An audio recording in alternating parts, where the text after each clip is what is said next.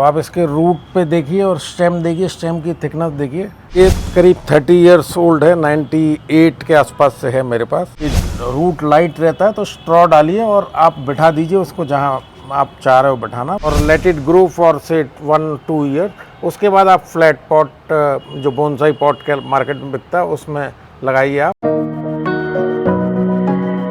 तो सर एक बार फिर से स्वागत है आपका चलो बागवानी करे पर। लास्ट टाइम हमने आपसे जो बातें की थी वो कैक्टस पे की थी, और मैं देख रहा हूँ आपके पास बोनसाई का भी बहुत ही ज़बरदस्त कलेक्शन है। अलग अलग तरह के आपके पास ढेरों बोनसाई यहाँ पे मौजूद हैं। तो प्लीज़ हमारे व्यूअर से आप शेयर करें अपनी बोनसाई जर्नी, कब आपने स्टार्ट किया बोनसाई बनाना और किस तरह हमारे व्यूअर भी स्टार्ट कर सकते हैं।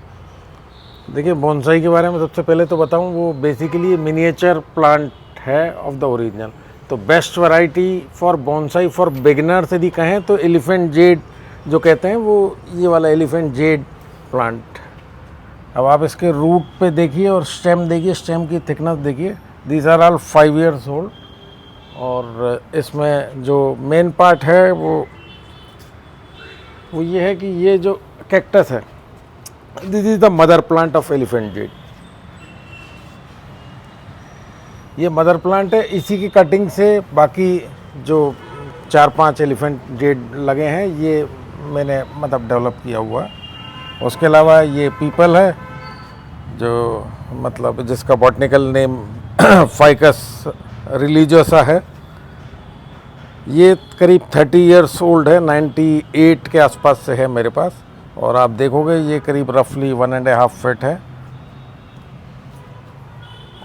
और उसके अलावा ये जो है फाइकस बेंगालानेसिस, बड़ का पेड़ जो हिंदी में कहते हैं अपन, वो है। इसका आप तना देखिए और इसकी हैंगिंग रूट्स जो हैं ये नॉर्मली बरसात के टाइम पे ये रूट निकलते हैं। और इसको बेस्ट यदि ईजीएस्ट वे टू इसको बनाने का ये है कि आप जो अपना कोल्ड ड्रिंक वगैरह का स्ट्रॉ होता है, जब ये रूट लाइट रहता है तो स्ट्रॉ डालिए और आप बिठा दीजिए उसको जहाँ आप चाह रहे हो बिठाना। फिर बाद में एक पतले ब्लेड से उस स्ट्रॉ को काट दीजिए तो ये रूट आपका फॉर्म हो जाएगा। एक और है, ये भी काफ़ी पुराना है मेरे पास, 20 इयर्स ओल्ड। ये रेगुलर फाइकस है।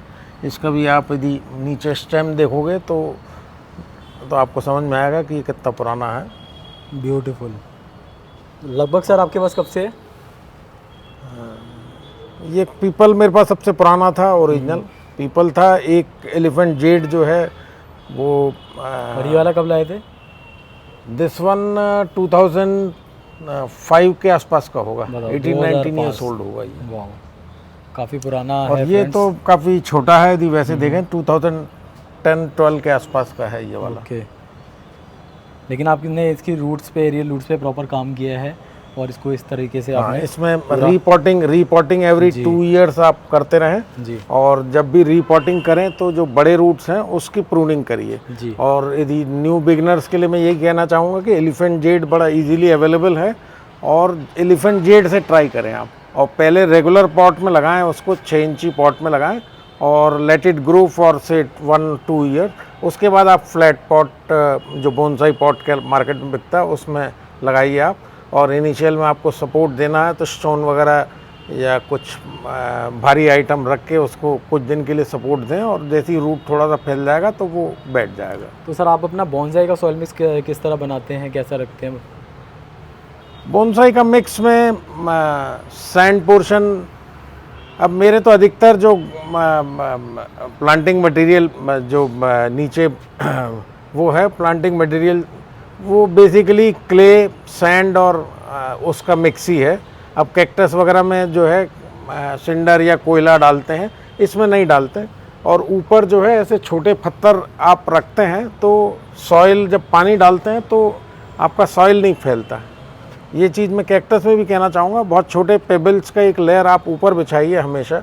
तो कभी भी आप इवन पाइप जो है शॉर टाइप उससे भी डालते हैं तो कभी मिट्टी फैलेगी नहीं और वो बड़ा ऑर्डर में ही रहेगा, नहीं तो थोड़ा मैसअप टाइप हो जाएगा। और इसी के साथ ही सर बोनसाई में मैं देख रहा हूँ आपके यहाँ बड़ भी है, पीपल भी है, जो कि विंटर और रेनी सीज़न में उनको कोई प्रॉब्लम नहीं होती। लेकिन जो जेड है, अक्सर हम देखते हैं कि रेनी सीज़न में या विंटर जैसे जैसे आती है तो उसमें गलना भी कुछ लोगों का शुरू हो जाता है, तो उसको आप किस तरह बचाते हैं?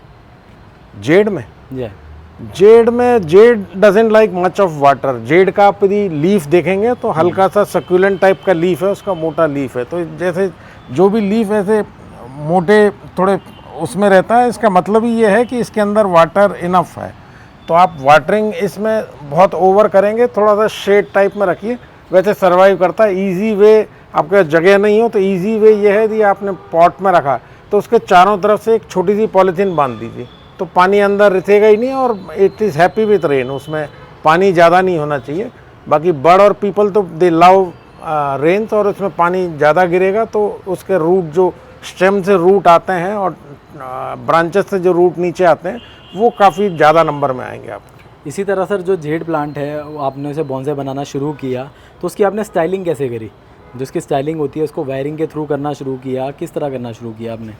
अब उसके लिए एक्चुअल में जो बोनसाई कटर जो कहलाता है वो बोनसाई कटर आप ले लीजिए, और स्टेम को जो आपको जो भी शेप देना है, जैसे आपको जो भी शेप देना है तो उसमें जो है, अब यहाँ क्लोजअप देखिए आप जैसे यहाँ पे एक स्टेम था तो वो ये इसी साल कटा है, तो वो क्या है कि उसमें शेप आ जाएगा। आपको कैसे शेप, ट्री का शेप चाहिए, कुछ वैसा चाहिए तो ट्री का शेप अपने आप में, बाकी इसका नेचुरल फॉर्मेशन होता है। ऊपर कटिंग करिए और हो सके तो कॉपर फंजीसाइड हल्के से लगा दीजिए, कभी भी प्लांट रॉट नहीं होगा। तो आपके अभी सारे के सारे प्लांट सेफ हैं जब से आप लाए हैं इसे? कोई हाँ, बीच मेरे में तो ऐसा कोई सेफ प्लांट है। तो नहीं है जिसमें रूट रॉटिंग की ऐसी कोई प्रॉब्लम हुई हो? No no never. नेवर। तो आपने शुरू से इस पे ध्यान दिया कि हमें किस तरह से अपने जेड प्लांट को ओवर वाटरिंग से बचाना है। तो देख सकते हैं फ्रेंड, ये सारा का सारा इनका जेड का कलेक्शन है। सर मैं देखता हूँ कई सारे जो बॉन्साई आर्टिस्ट हैं अपने बॉन्साई को शेप करने के बाद उसको कंटिन्यू कटिंग करते रहते हैं, उसकी कंटिन्यू प्रूनिंग करते रहते हैं। लेकिन आपके जो डेफिनेटली ईयरली 2 बार प्रूनिंग की जरूरत पड़ी जाती है। जी जी। और जो वायरिंग वाली आपने बात की, वो एल्यूमिनियम के जो वायर हैं, आप उसको लेके जो है आप उससे आप यदि उसको वायर कर दोगे तो स्टेम जो है आपको उसी डायरेक्शन में मिलेगा। जैसे ये पीपल जो है ये एक तरह से स्ट्रेट था, ये जो ब्रांचेस दिख रहे हैं ये वायरिंग का ही कमाल है। अब तो मैंने वायर हटा दिए इनमें से जी। अब ये बड़े हो गए हैं तो ये अपने आप ये शेप ले लिया इसने और it is still there. Nice. इसके अलावा और भी कोई कलेक्शन है सर बॉन्साई का? बोनसाई में बहुत ज़्यादा आजकल मतलब कैक्टस ही अपने आप में वो है, प्लस कुछ फ्रूट प्लांट जरूर लगाए हुए हैं जी। तो आगे बढ़ते हुए फ्रेंड यहाँ पे मैं आपको दिखाना चाहूँगा सर के पास कुछ फ्रूट प्लांट्स भी हैं, बोगनवेलिया भी हैं और अडेनियम भी हैं। जैसे रिपोर्टिंग करते हैं, निकाला प्लांट को और टांग दिया नहीं हो रही है, रॉट हो रहा है, तो आप नॉर्मली कॉर्डेक्स के बॉटम पे हल्का सा प्रेस करके देखिए। बिल्कुल भी ABCD नहीं आती, बिल्कुल समझ में नहीं आता, वो बोगनविलिया लगाइए, बोगनविलिया कभी नहीं मरेगा।